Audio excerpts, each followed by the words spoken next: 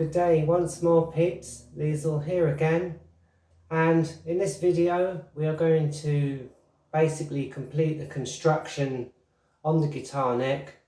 So part 2, video 2, no waffle and straight in. You'll see that I have the neck clamped face down onto the bench. There's the heel, usual scrap wood, and it's quite firmly bolted to the bench, as I would say. And you will note also that I've actually clamped this quite close to the edge of the bench because we're going to be working at an angle along the neck. Now I would start with one side first. I'm sure there are many ways and many people have different preferences. But as I say, if you're doing it by hand, you want it quite near the edge of the bench because we're going to take a round file. If you don't have one of those, you can use the back of a standard file, perhaps a bit smaller than that if you've got it, but whatever you have will be fine. I know a lot of luthiers will carve that first, and I have done that, or shave it even with a spoke shave, which is a good way. I do have one, but it needs sharpening and I'm not very good with these things. But I think with this kind of width, really, you can go straight in with filing.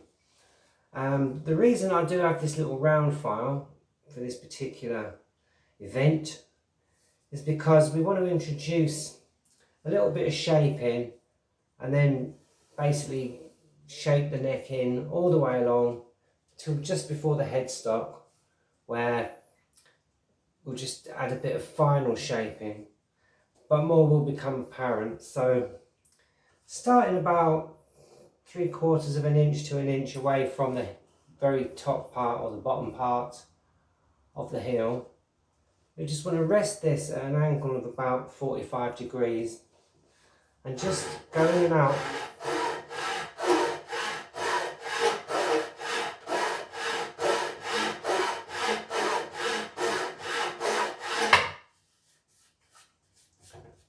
Just a little way, just a little way, really.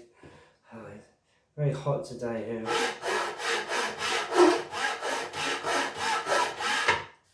And if I just pop, get it together, Liesl. If I just pop this off the bench for a moment, because then I can show you, as it is a little bit difficult to show you exactly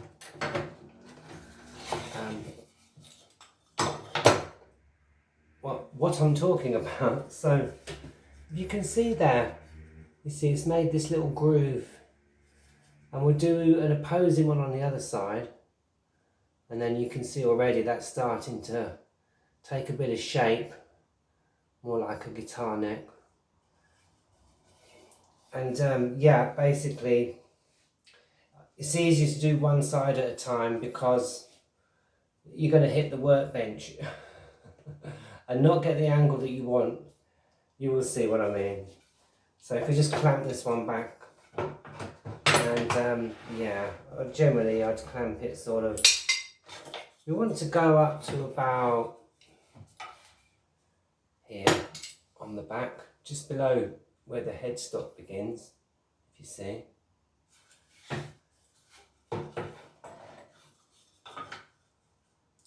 So just clamp this back. It's a large clamp on this end because it's quite thick.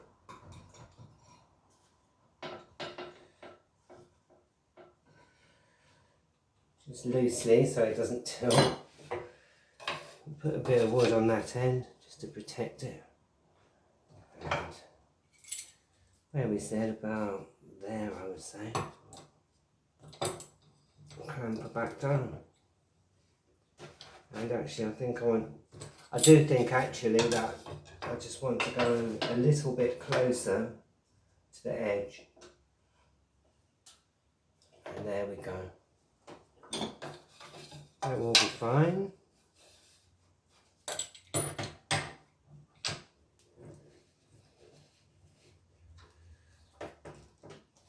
And there we go. So, having done that part, If we move to the end where the headstock is, if you can see that, I'm not so sure really. But we're going to do the same going the other way. So again from right to left, 45 degrees.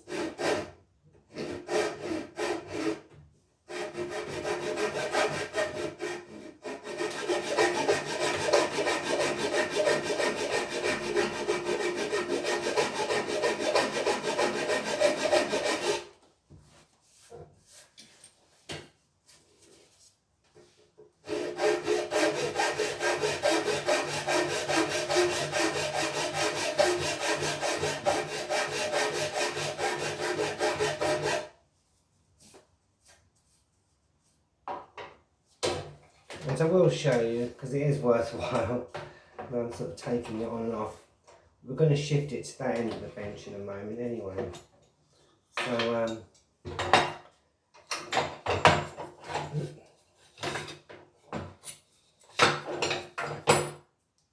you can see that that points basically the opposite way. So that one's pointing up, that one's pointing down on what will be the top of the neck. And then you see it's a case of just taking off all the material that's in between and giving it a little bit of shape. So once more, if we pop this back on the bend,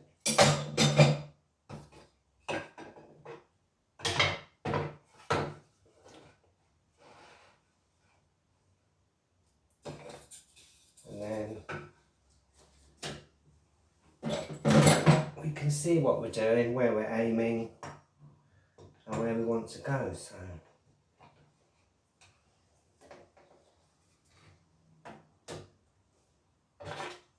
clamp that, clamp at the top, just above where that groove is if we can.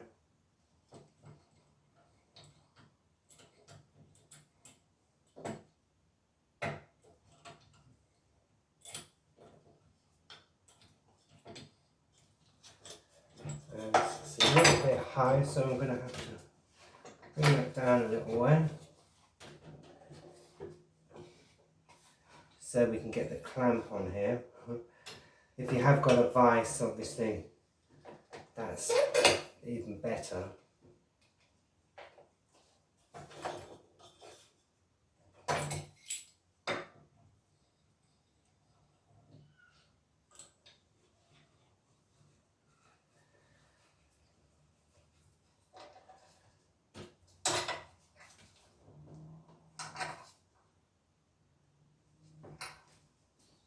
And there we go. So then really, the next thing to do is just to take the rasp, if I can get that a little bit closer, line it up basically with the first groove you made and go to about the same depth. So again, about 45 degrees, and I always go across at a bit of an angle, because, you know, rather than straight, because basically you just get a cleaner, flatter result. I'm not really sure why. I'm not really sure why, but anyway, I'm waffling, so let's just get stuck in and simply just go along the edge.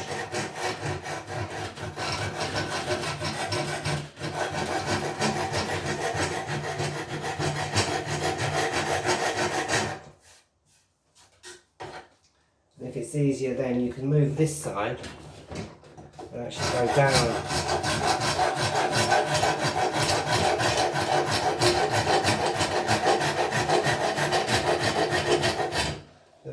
Make sure when you get to this end that it does line up with the first groove that we made, and that way we're keeping the shape that we want. Go again.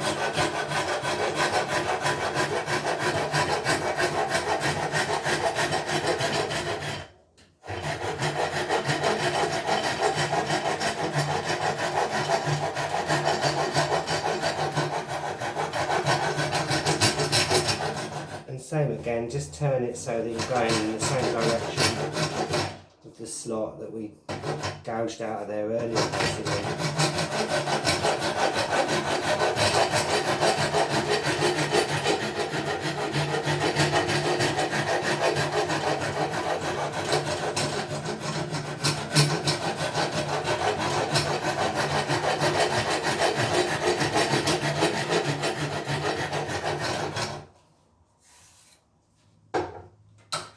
And as you go along, you will see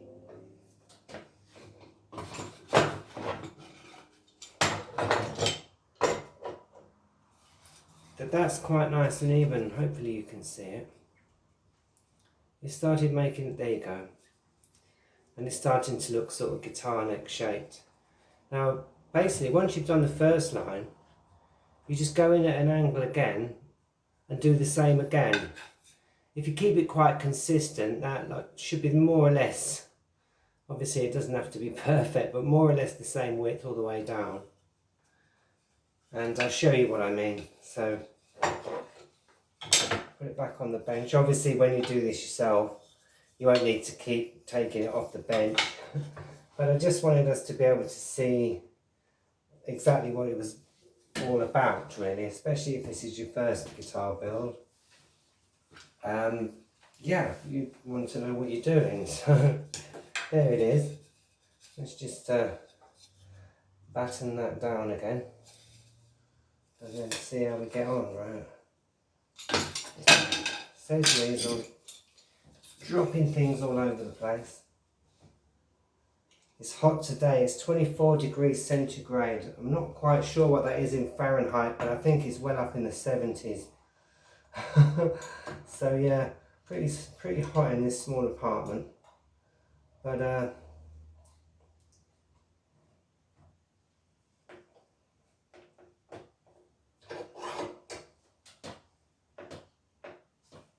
there it is. So now, yeah. So we go to this next rough piece, which is now nearer the centre, and do the same again. Probably go at about 22 degrees this time, not the 45. And it would help if I did clamp this end. It's been a long day.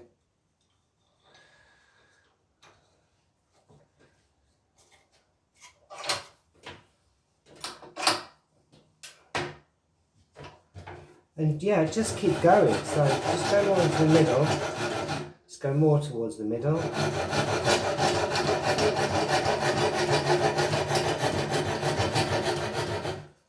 Making sure that when we get to this bit, again, we're going in the same direction.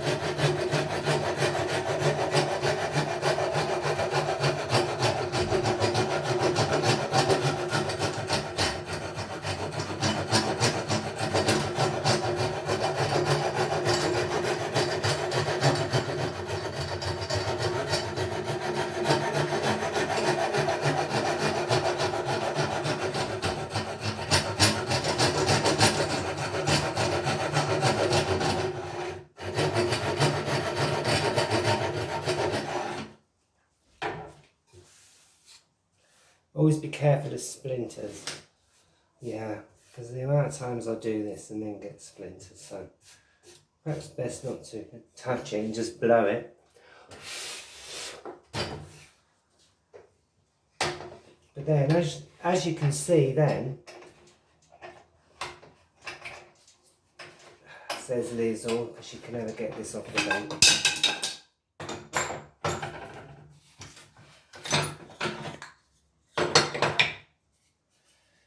It's gone further into the centre now.